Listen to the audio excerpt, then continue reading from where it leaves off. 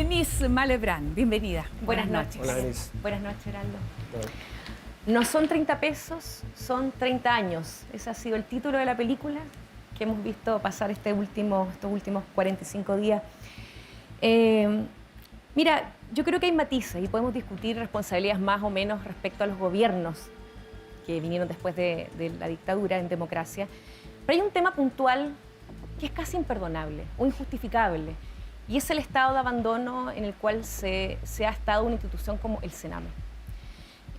No sé si estás enterado que el alcalde, por ejemplo, de Valparaíso dijo que la mitad de los jóvenes detenidos pertenecen al Sename, o la mitad de los menores que han denunciado vulneración de derechos humanos también pertenecen al Sename.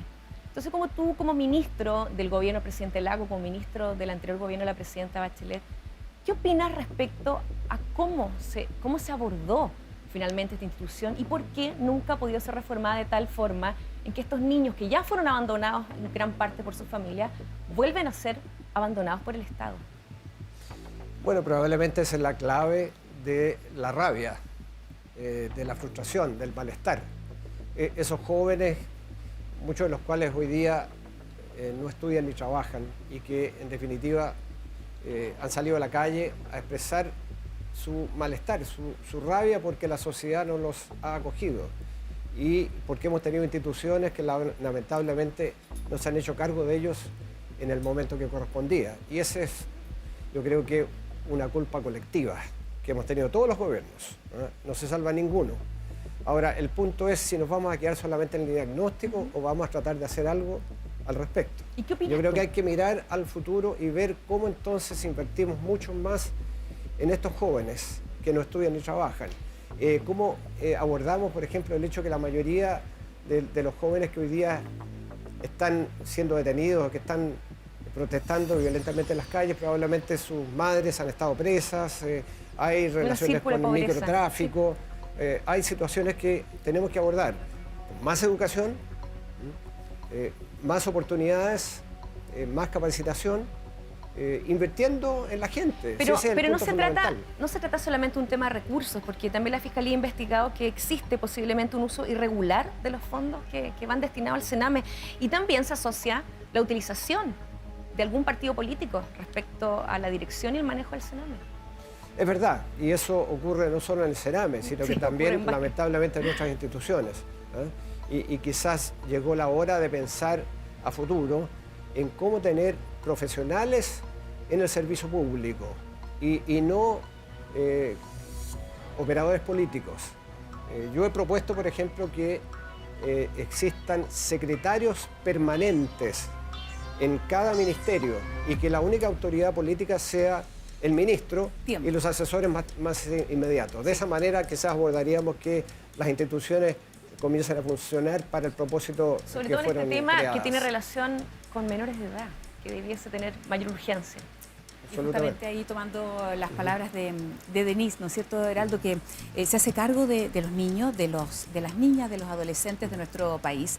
Y hay un informe de la PDI del año 2005 hasta el año 2016, que dio a conocer el diputado René Zafirio, donde se revelan datos tremendos, devastadores, en términos de que el Estado violaba sistemáticamente los derechos de los niños que estaban bajo su tutela. ¿Por qué no se hizo nada?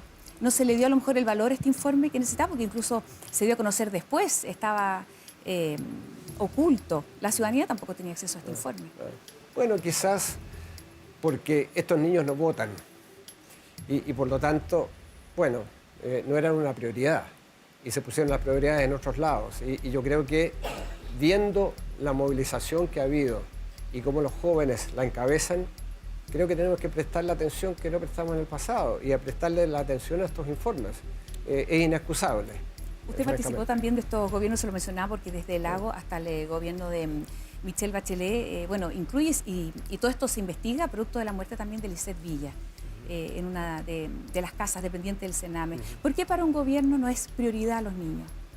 ¿O no son prioridad Bueno, los niños yo creo que adolescentes? justamente porque lo que dije antes, los niños no votan y por lo tanto los partidos políticos y los gobiernos le prestan menos atención y creen que esto se va a resolver solo.